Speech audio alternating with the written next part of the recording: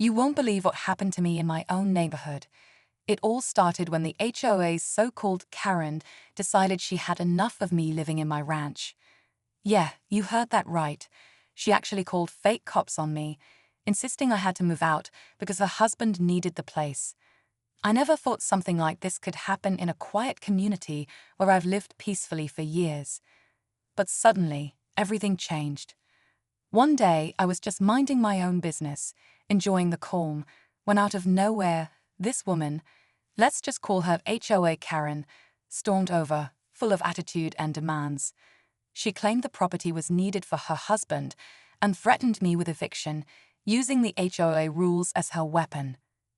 What shocked me even more was when she called what she said were cops to back her up. But as it turned out, these officers were anything but real. They were imposters trying to intimidate me into packing up and leaving. It felt like a bad nightmare, where the people who were supposed to protect the neighborhood were actually part of the problem. I kept asking myself, why me? What right do they have to push me out of my own home? The tension between me and HOA Karen escalated quickly, and neighbors started noticing the drama unfolding on my front lawn. This story isn't just about a fight between neighbors. It's about standing up when things feel unfair, about dealing with people who misuse their power, and about the strange world inside HOA politics that no one talks about. The whole situation spiraled into something I never expected, and what happened next will blow your mind. I'm not just going to let this go. But will I be able to hold my ground? Or will HOA Karen and her fake cops succeed in pushing me out? Stay tuned, because the next part reveals what happened when I decided to fight back. To understand how things got this crazy, you have to know a little about the neighborhood and how the HOA works here. This community is supposed to be peaceful, where everyone respects each other's space and lives quietly. But behind that calm surface, there's a lot of drama most people don't see. The HOA, which stands for Homeowners Association, is supposed to keep things running smoothly, but sometimes it feels like they're just a group of people looking for reasons to control everything. And in this case, HOA Karen seemed to take that control way too far. I've lived in my ranch for years, paying my dues, keeping up with the rules, and never causing any trouble. I even thought I was friendly with most neighbors, including Karen and her husband. But apparently, there's a hidden side to them I never saw coming. From what I've gathered, Karen's husband has been dealing with some personal stuff, and for some reason they decided my property was the perfect solution to their problems. Instead of talking to me directly, Karen went behind my back, pushing the HOA to support her demands. When she showed up at my door with that aggressive attitude, I felt blindsided. Things got worse when those fake cops arrived. They weren't official law enforcement, but they acted like they had authority, making me question what exactly was going on. Why would someone impersonate police officers in a quiet neighborhood like this? What's their real agenda? I started digging deeper and realized this wasn't just about a piece of land or some petty argument. There was something more at play, something that involved power, fear, and maybe even secrets the HOA wanted to keep hidden. Neighbors began whispering about similar incidents, people feeling pressured or intimidated but too scared to speak out. The more I learned, the more I saw a pattern, one that pointed to a bigger problem with how this HOA operates. But what exactly is Karen's real motive? And how far is she willing to go to get what she wants? The story isn't over yet, and what happens next will make you rethink everything about community, trust, and standing up for your home. As the days passed, the tension only grew thicker. HOA Karen didn't just stop at calling those fake cops. She started rallying other board members, whispering behind closed doors, trying to get more people on her side. I heard rumors that she was painting me as some kind of troublemaker, someone who was breaking rules or causing unrest in the community. None of it was true, but the way she twisted things made it harder for me to defend myself. Suddenly, neighbors I once thought were friendly began avoiding me or giving me cold looks. It felt like I was being slowly pushed out, not just from my home, but from the entire neighborhood. What made it worse was the silence from the HOA itself. Instead of stepping in to investigate or stop the harassment, they seemed to be siding with Karen. Their so-called community meetings turned into platforms for her to spread her story, and any time I tried to speak up, I was shut down or ignored. It was frustrating and honestly scary. When the people who are supposed to protect your rights turn against you, what can you do? Meanwhile, I found support in a few neighbors who had their own stories about being bullied by the HOA.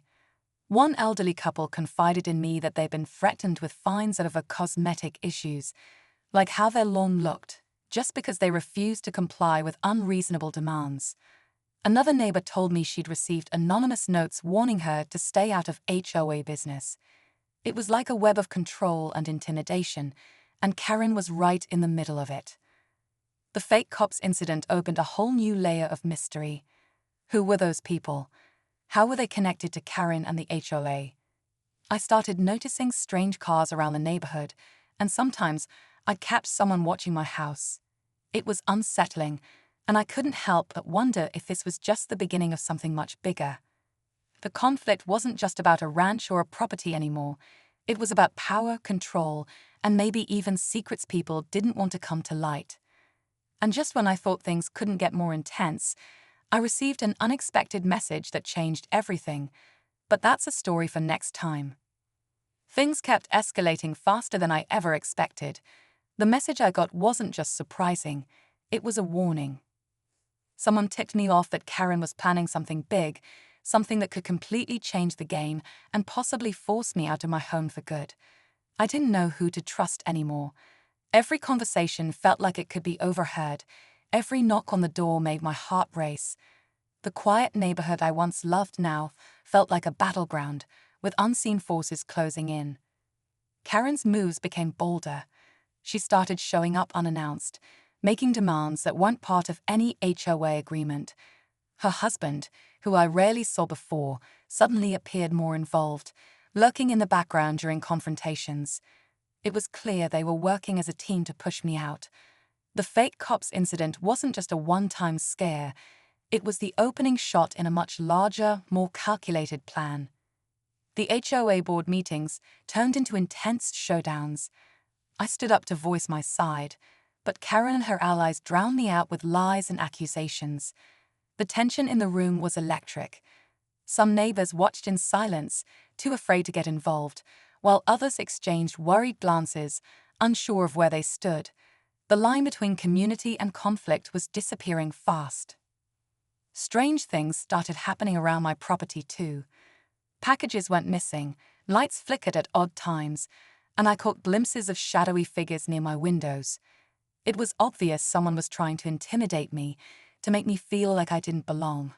But I refused to back down. My home isn't just a building.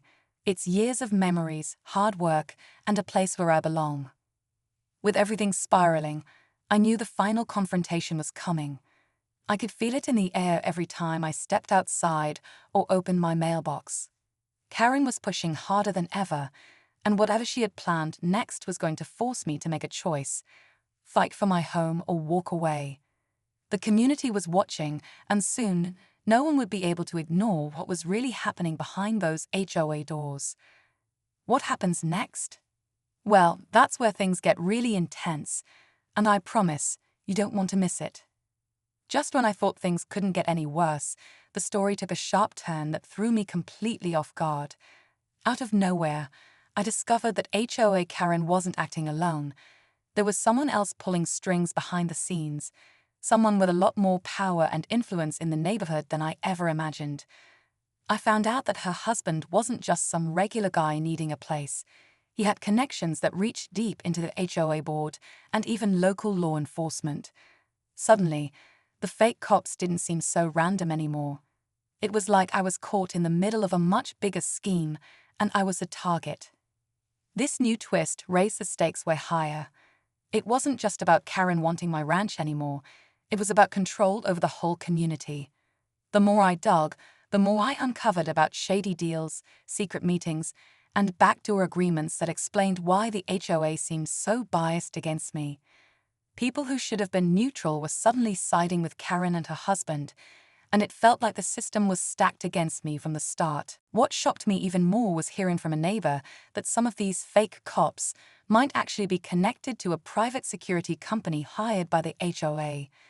They weren't official police, but their presence was meant to scare residents into compliance. The line between legal authority and intimidation tactics was blurring fast, and I was right in the crossfire. Meanwhile, Karen's demands got more aggressive. Notices threatening legal action showed up in my mailbox, citing vague violations and claiming I was breaking HOA rules. But none of these were true. It was clear this was an attempt to wear me down until I gave up. Every time I tried to push back, I faced more resistance, more whispered threats, and more eyes watching my every move.